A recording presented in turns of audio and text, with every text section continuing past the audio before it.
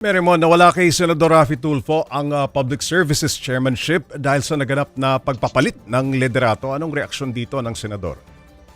Pops J, ang sabi ni Senator Raffy Tulfo, rerespetuhin niya raw kasi kaya niya lang naman din nakuha ng mga lumipas na taon yung Committee on Public Services o kaya naman daw yung sa DMW o kaya pagdating sa labor dahil parte siya ng majority. Pero dahil ngayon, part siya ng minority, mabibitawan niya raw ito, so nire-respeto niya raw yun. Pero kung may pagkakataon lang din daw siya, ang sinasabi niya kay Senator Rodante Marcoleta na hawak ang Committee on Public Services, kung maaaring mabigyan daw siya ng subcommittee para raw maisulong niya raw yung mga pending pa na panukala. Samantala sa ibang mga komite pa na bibitawan niya na tulad ng may kinalaman sa migrant workers o kaya naman sa labor, kung maaling may mabigay pa sa kanya, okay naman daw. Pero kung sakaling hindi at tuluyan niya ng bibitawan itong mga komite, magpapatuloy naman daw yung kanyang trabaho bilang senador. Pops J. Merimon, bukod kay Senador Raffy, may iba pa bang mga minority senators na nagbigay ng sagot sa aligasyon ni Senador Amy? Pops J, sa ngayon, yung mga sinubukan kasi natin makapanayam kanina bago mag-start ang sesyon na mga senador ay hindi natin nakuha yung pagkakataon na makausap sila, hindi rin sila masyadong nagsalita. So nananatili pang tahimik ang ilang mga miyembro pa ng minority. Pero yung umuugong din kasing mga pangalan, for example, sina Senator Kiko Pangilinan na lumulutang na pangalan daw for the Senate leadership. Pero naglabas na siya ng kanyang pahayag nitong weekend na hindi niya raw ito tatanggapin. At so far, ang sabi naman ni Senator Raffy Tulfo nga, mas maganda raw na sila raw muna ay magtrabaho dahil okay naman daw sila sa minority, solid daw sila, happy daw sila. At itong si Senator Raffy Tulfo mananatili sa minority naman daw at tsaka na lang daw isipin kung sakaling magkukudeta pa. Pops J. Merimon, sa mga majority senators, may nagkumpirma ba sa sinabi ni Senadora Amy?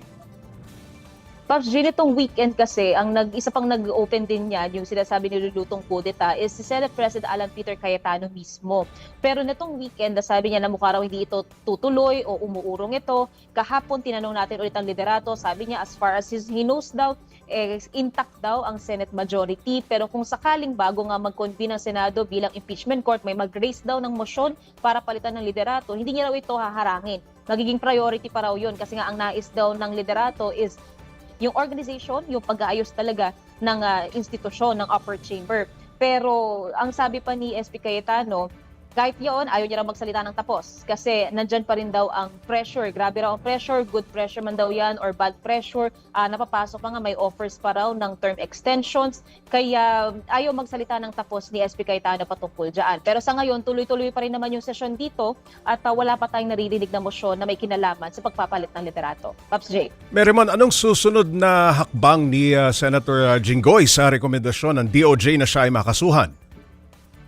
Pops J, ang sinasabi ng kampo ni Senator Jinggoy Estrada, even nung mga lumilipas pa na linggo na nababanggit yung pangalan niya, for example, sa Partial Blue Ribbon Committee report o kaya naman sa Office of the Ombudsman at lumabas na rin ngayon itong resolution nga sa kanya na merong recommended na charges. Ang sinasabi ng kanyang kampo ay susunod din daw sila sa due process at hahayaan din nila yung kanilang legal team na hawak nito. Yung naging komento pa nga lang ng yung pahayag ng kanyang kampo, unjust daw at nakalilito raw yung nangyari, yung naging resolution na ito. Lalo't pat sinasabi na nga ng records na wala naman daw lumalabas na siya ay nagpalagay ng insertion sa 2025 national budget. Pops J. Merimon, may iba pa bang senador na binabanggit na posible raw kasuhan ayon kay Senadora Amy? Pops J, wala pa. Pero ang lagi kasing binabanggit ni Senator Amy, meron pa ibang mga miyembro pa na maaaring makasuhan. So bukod kay Senator Jinggoy Estrada, yung iba, kung magiging konteksto nito, yung may kinalaman sa flood control scandal o itong maanumal yung flood control projects, lumalabas kasi yung mga pangalan ni Senator Chis Escudero, Senator Joel Villanueva, kaya though wala pang lumalabas na official record dito, wala pang recommended charges whatsoever, ang nakalagay pa lang sa Partial Blue Ribbon Committee report, mag-undergo pa ng preliminary investigation or further investigation na nangyayari naman. Hihintayin pa natin kung sakaling sino pa ang madaratnan o may kakaharapin ng mga posibleng kaso. Pops J. Merimon, sa pamamagitan ng isang press conference, iginit ng palasyo ng NBI pati ng DILG na hindi under attack ang Senado matapos ang putukan. May reaksyon na ba dyan si Senate President Cayetano o iba pang mga senador? Pops J, sa session kanina, nung pagsisimula ng session, nandito si SP Cayetano. Pero nung afterwards na isuspendihin at binalik yung sesyon, ang nakatayo na kasi sa rostrum si Senate President Pro Tempore Laurel Legarda sa huli nating nakita.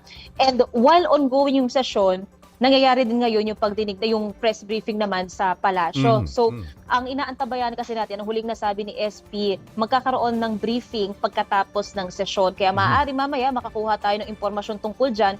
Pero hanggang sa mga oras na ito, nananatili ang katayuan ni SP Cayetano na naging under attack ang Senado at ang ginagawa din daw dito ng ilang mga kasama nila ay protektahan itong mga senador mula sa nakita nilang threats, lalo pa nagkaroon pa nga nung putukan ng barel. Pops J. Okay, Marymon, tungkol sa nakabimbing impeachment trial, may balita ba kung naihatid na ng Senate Sergeant at Arms ang writ of summon kay VP Sara? Pops G, kanina ang sabi dyan ni SP Cayetano, wala siyang directly sinabi kung nakapag-issue na ba o mag-i-issue na ba o hindi. Dahil ang sinabi ni SP kanina nung sinusubukan natin siya makausap bago mag-start yung session, marami pa raw kailangang asikasuhin. Yung pag-i-issue daw na writ of summons, yung mga copies pa raw ng mga dokumentong ipapadala. Kaya ang nasabi pa nga ni SP, medyo kapos daw sila sa numero, sa manpower dahil daw sa dami ng kailangan nilang asikasuhin. So while we're yet to know kung nagkaroon na ba ng pag-i-issue talaga nito, lalo't kahapon, nagkaroon din ng bagong Senate Secretariat. Hinihintay din natin yung final magiging composition din ng Office of the Sergeant at Arms ng Senado. Pero still, yung pinaka nagiging kalendaryo dito, kapag ka na-receive na ng panig ni VP Sara itong writ of summons, may 10 araw siya para makapag-file ng kanyang kasagutan at plead doon sa articles of impeachment laban sa kanya. Pag nag-file na siya dito, ang House prosecutors naman may 5 araw para rin mag-file ng kanilang tugon. At yung pinaka-trial proper, ang tansya natin kung sakali ba mga 2 weeks from now, 3 weeks from now, depende pa rin talaga ito sa magiging kalendaryo, either by June. And yung pinaka-trial date, isa-settle yan ng impeachment court kung saan kakausapin ni SP bilang presiding officer ang mga miyembro ng minority at majority para mapag-usapan yung schedule lang hindi rin maaapektuhan yung kanilang legislative functions. Pops J. Maraming salamat, Mobile Journal, Marymon Reyes.